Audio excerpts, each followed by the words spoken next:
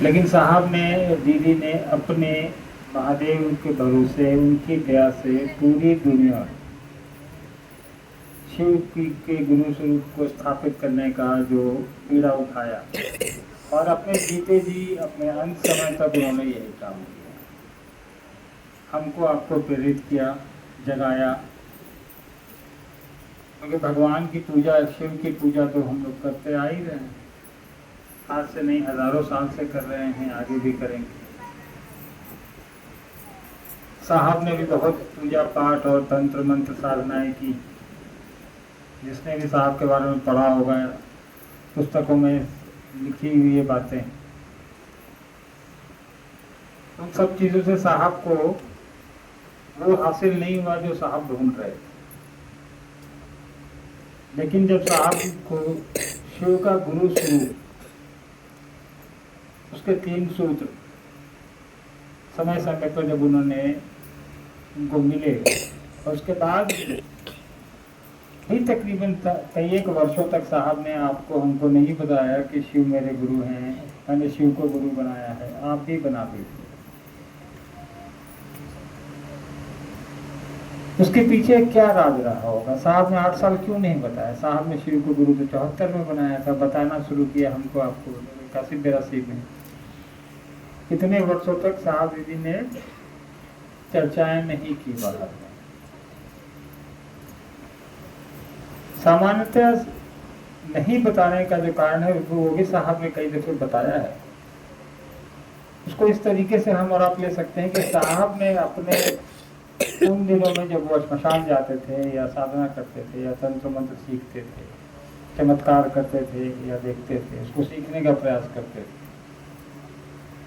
उन दिनों में साहब को धोखे बहुत मिले। शारीरिक गुरुओं के संपर्क में रहे, वो आसमानी लोगों के संपर्क में रहे, तो साहब का इन चीज़ों से भरोसा उठ गया।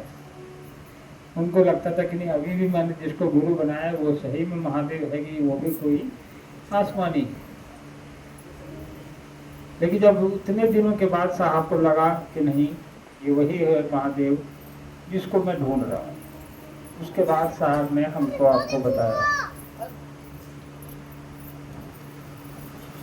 और बताया भी इतने सरल तरीके से बताया। किसी रूढ़िवादी बंधन में हमको आपको नहीं रखा है, किसी आडंबर में नहीं रखा है, किसी अंधविश्वास में उन्होंने नहीं रखा।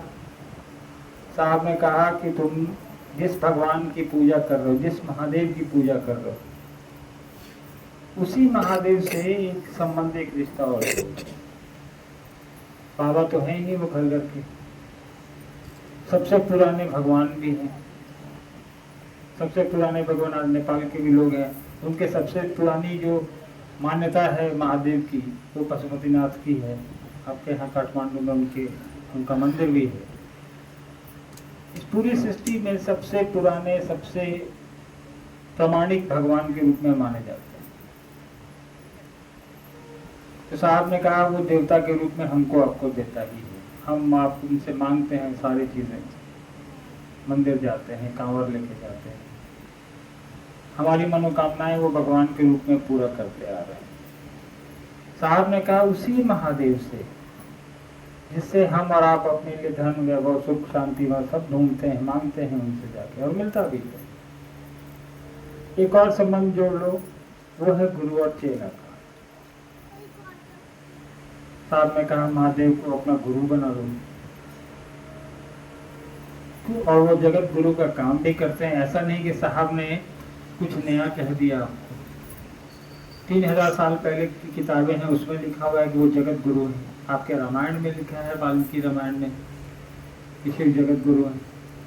तो जगत गुरु तो है, लेकिन हम और आपको ये या तो पता नहीं था, या पता था तो हम आपको सोच चले नहीं, हमको आपको किसी ने बताया ही नहीं कि वहां तक जाया कैसे जा सकता है, महादेव की स्वरूप को पकड़ा कैसे जा सकता है। वो साहब ने अनुभूतियों और अपने गुरु के आदेश के बाद हमको आपको बताया।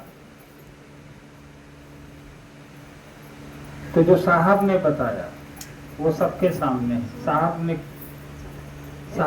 बच्चा लोग ने टॉफी ला दो भाई, सो रहे हैं बच्चे। साहब ने खुद ही लिखा है कि क्या हमको आपको करना है, क्या नहीं करना है, वो भी बताया लोगों ने।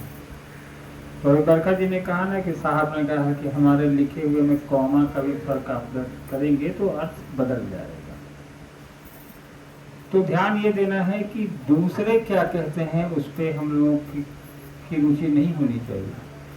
साहब ने क्या कहा, साहब ने क्या बोला है, साहब ने क्या लिखा है, हमको आपको उस पर चलना है, उसी पर भरोसा भी करना है।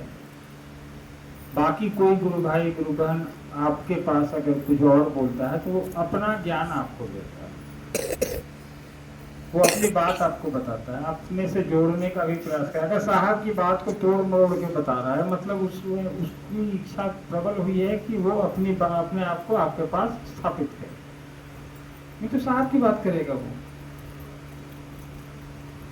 जैसे क्षेत्रों में बहुत जगह आप लोग को भी आपने क्या कहा कि कोई महिला कहती है कि रक्षा करो, साहब ने कब कहा? घोषणा करने में रक्षा करने का शब्द तो मैं पहली बार सुन रहा हूँ, आज तक हम लोगों ने सुना ही नहीं था। कुछ लोग ऐसे आएंगे, साहब ने कहा आओ चले शिव की ओर, कहा है ना, कुछ लोगों ने उसको तोड़ मोड़ के कुछ और बना दिया और अपना बैनर पे वही लिखते हैं। वैसे लोगों ने अपनी संस्था बना दी है, साहब की बातों को तोड़ मोड़ के उसमें लिखते हैं।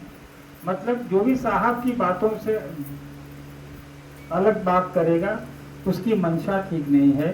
वैसे लोगों की सुनेंगे हम और आप तो हमारी भी यात्रा जो है भटक जाए। इसलिए बेहतर है, साहब के बड़े बड़े वीडियो हैं, आजकल सारे लोग सोशल मीडिया पर हैं, साहब के वीडियोस को सुनिए। एक एक घंटा वो 1.5 मिनट वाला रील मत देखिएगा जो हम लोग देखते हैं फेसबुक और इंस्टाग्राम पे, कोई फायदा नहीं। 1.5 वाले मिनट से आपके अंदर मेरे अंदर ज्ञान नहीं करने वाला है, वो इंटरटेनमेंट के लिए। 1.5 मिनट का क्लास के रील से अगर ज्ञान उतरता तो स्कूल का क्लास